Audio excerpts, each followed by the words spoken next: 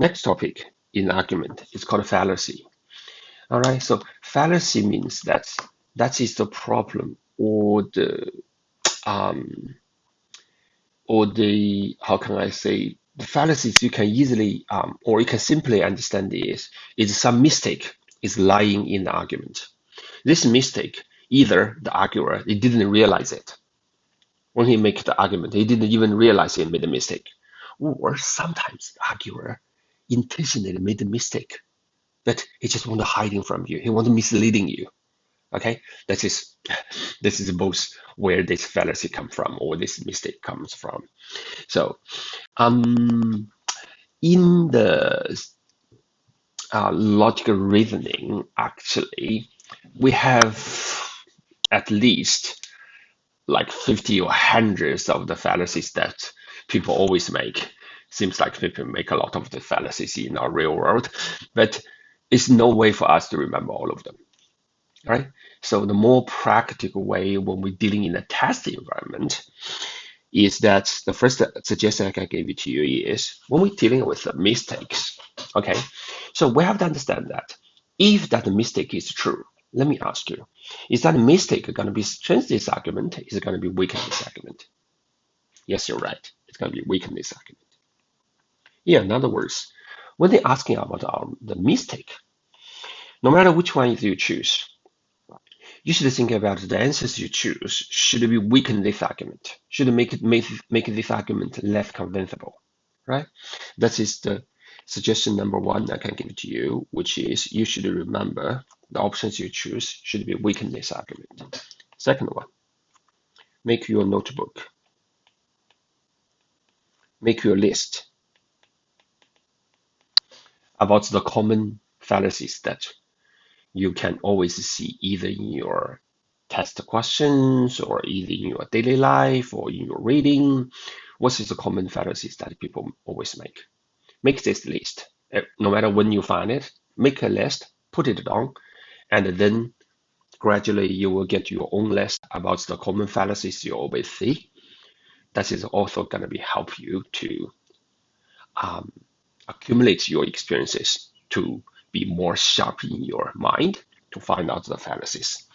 For example, like this question. This is a very typical fallacies actually in the logical reasoning. The children at the Jones school was asked to complete the questionnaire about sleeping habits to find out if they get enough sleep. The survey found out people who read a lot at bedtime sleep fewer hours on average than the people who don't. Okay, so that is the facts actually the questionnaire gets. Then John gets a conclusion. This is to show reading at night does not help you get sleep. Okay, so that is the conclusion actually John make. So from the facts that when we see people reading more, they sleep less. So we get a conclusion to say, okay, reading do not help people sleep. Okay, so if you didn't study this before, I can just explain to you. This is a very typical kind of fallacy. It's called post hoc. You don't need to necessarily remember what's post hoc, this name, but you just need to remember is this is event A, this is event B, right? You read a lot and you sleep less. This is the two things, okay? These things, they happened at the same time, all right? They happened, they related with each other. But people always made one of the mistake is we treat the things happened first as the cause to cause the B happens. That is the common mistake people make. It's not necessary to be true. As I always tell my student, example is, look, if Sophia walk into the classroom, then after that, I walk into the classroom. That's the two things, right? But we'll say that, yes, we all walk into the classroom. But you cannot say that Sophia walked into the classroom is the reason for me to walk into the classroom. It's not necessary to be true. It's just because we have the classes, we have the same classes.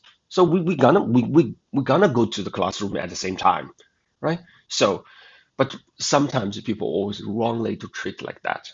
For example, the mistake John make is wrong like that. So John make is reading more is the reason to cause people sleeping less. This is not necessary. Maybe it's just a coincidence that when you sleep more and then when you read more and then you sleep less. This is just a coincidence. This just happened. The correlated. Yeah, but it's not necessary to be the cause and the effects. In other words, like in this question, which option pointing out this type of mistake here? I will give you 5 seconds to think about it and read each of the options. Actually, correct answer is A. Not only by saying, not only by saying that reading more is not the reason for you to sleep less. Actually, A is pointing out is maybe another possibility is just because you sleep less, then you're reading more. Yeah, this is change the course and the effects. A is trying to change that, give us another point of view to think about this question, right? Because John said is sleeping more, read more, cause you sleep less. But this is not necessarily true.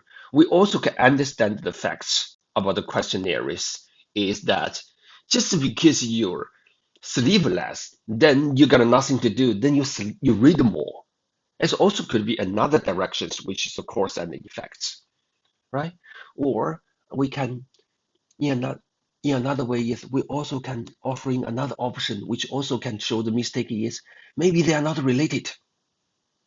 Maybe they are not related even. They are not cause and effects, right? If I can write down another option E to say, look, in these questionnaires, some people they read more, they sleep also more. Some people read more, they sleep less, right? This both happens, which means they do not have any cause and effects relationship.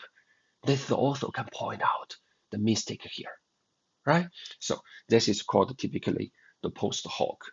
Just because something happened before another thing. We cannot say that is the reason to cause the things later on to happen. It's not necessary to be true. So this is very typical post hoc fallacies. If you have take your list out, write this down and keep that in your mind